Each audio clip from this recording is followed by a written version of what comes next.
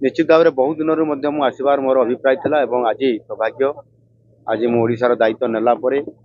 आज मुझे आसिकी ए पीठरे दर्शन करने सहित एठी लोकंर सहित भक्तों सहित एवं सर्वोपरि साधु सन्थ बाबा सहित आज मिसवार सुजोग मिला। निश्चित भाव में ये जोरंदार विकास केमती हेब एवं विशेष करी जो आमर रहिला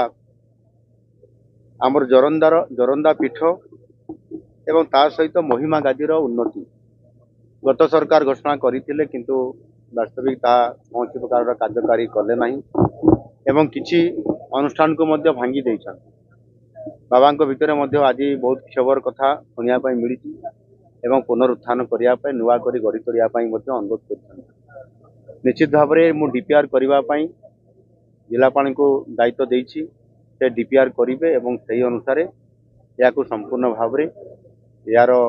किभली भाव में पुनर्स्थापित हो पार एवं स्ट्रेंथन हम तार सहित सौंदर्यकरण कर अर्थर अभाव ना निश्चित भाव में डीपीआर अनुसार अर्थ प्रदान करा सहित ये जोरंदा कपिलास ये अंचल विकास करने आज अनेक कथा ये अंचल ग्रामवासी एवं भक्त मैंने मत दाबी कर मोठारे से निश्चित भाव में ब्लॉक हो पारे एनएससी हो पारे ये फांडी को थाना करने दाबी कर बाईपास करने दाबी कर विशेष करी पानीर व्यवस्था होती आहरी पर्याप्त करने रास्ता को अधिक डेभलप करने जो जो कथा है फोकस करा एवं स्वतंत्र भाव में पुरी सहित जो जोरंदा को जोड़ा जाऊँगी भक्त मैंने पुरी जीवे पुरी आसवे सरकार बस व्यवस्था करम सरकार या आहरी अधिक बस आवश्यकता अच्छी ये समस्त को देखला यार गोटे डिटेल प्रोजेक्ट रिपोर्ट बना होउची एवं डिटेल प्रोजेक्ट रिपोर्ट बा डीपीआर आसला आम सरकार ताकू टेकअप करेंगे एवं कार्यकारी करी एक निश्चित भाव में एक माने विश्व स्तरीय ये स्थान को डेभलप करा एवं आम सरकार से खूब शीघ्र ये कार्यक्रम को आरंभ कर ये कार्यक्रम आरंभ हो निश्चित भाव में यथा समय जो टाइम रे करवा कथा से राज्य सरकार तरफ समस्त प्रकार प्रशासनिक से अनुमोदन करने सहित प्रशासनिक साहाय्य एवं सहयोग जहाँ भी दरकार हम आम सरकार ताकू जोगेदेवे एवं आमे वास्तवता को जीवु किभली भाव में ग्राउंडिंग हो पार प्रत्येक प्रोजेक्ट गुड़िक जेहेतु 22 लाख कोटी टंका गोटे आमको प्रस्ताव आसी 17 लाख आम निष्पत्ति नहीं 13 लाख कोटी टंकार आम एमओयू साइन करूँ आगामी दिन में निश्चित भाव में ओडिशा जो शिल्प क्षेत्र में आम जो अधिक ओडिशार विभिन्न अंचल प्रतिष्ठा करने जाऊँ प्रति जिले में शिल्प हम एवं ताकू फोकस करी नूतन युवक माने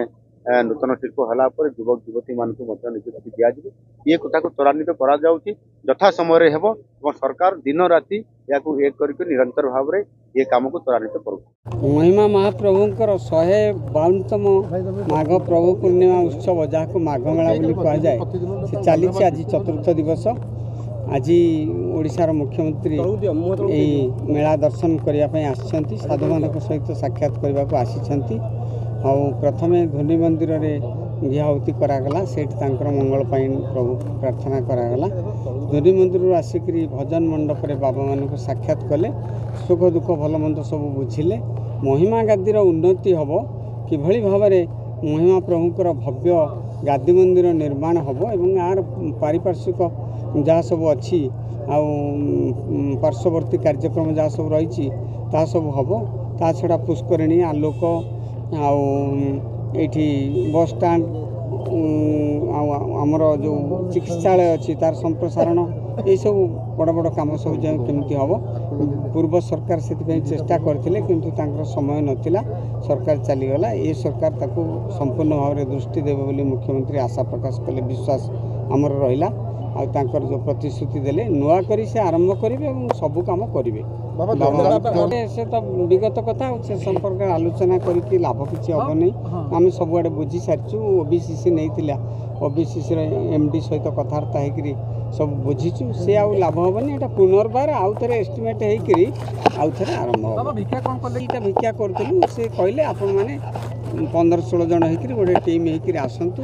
समस्त कथा को आलोचना करवा सब ऑफिसर मान को पचारिबा एवं आप नूतन भाव में समस्त व्यवस्था करवा किसी पानीय गोटे टिके ग्रहण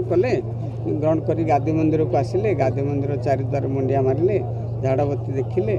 आउ सब गादी मंदिर सारिकी बर्तमान जाइछन्ति कौकुंधारी समाज ध्वनि सेठी टिके गोतावती करेंगे गोतावती कर आसवे ये समर्थित कराहब विदाय दिज्व मुख्यमंत्री बहुत खुशी हाँ बहुत मेलापी बहुत सहिष्णु बहुत धैर्य भाषा एवं सबू दिगरे तांकर दक्षता अच्छी ये सब आम जानी बहुत खुशी हेलु। अलेख महिमा शरण बाबा सुशांत दास कौकुंधारी महिमा समाज संपादक आमर प्रिय मुख्यमंत्री मान्यवर मोहन चरण माझी हठात प्रोग्राम महिमा गादी की बहुत समति की आश्चर्यित करिछि कारण आम भी कई विषय अवगत नी जो मुख्यमंत्री को प्रोग्राम होछि काली जितेबाला संध्या 5टा बेलू कलेक्टर फोन कले आमर सोमेश कुमार उपाध्याय कहले बाबा काली मान्यवर मुख्यमंत्री प्रोग्राम होछि बोले हठात कहदेला हो जाऊँ ठीक अच्छे तापर आसिले आमर जो जो उपासना पीठ गुड़ाक जावा कथा परिदर्शन कले आम ध्वनि मंदिर भजन मंडप नीतिघर गादी मंदिर उपासना पीठ ज्योति मंदिर कौकुंधारी महिमा समाज सभा मंडप बुली आसी लास्ट आमर खाद्य जोगाण मंत्री कृष्णचंद्र पात्र हिंदोल विधायक श्रीमती सीमाराणी नायक आमर कामाख्या विधायक शत्रुघ्न जेना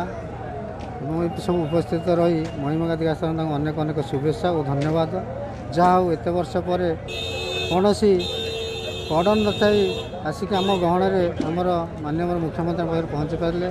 आम महिमा धर्म साधु सन्त तरफ अशेष अशेष धन्यवाद एवं अनेक आशीर्वाद एमती राजनीति सुदृढ़ हो। अलेख महिमा शरण।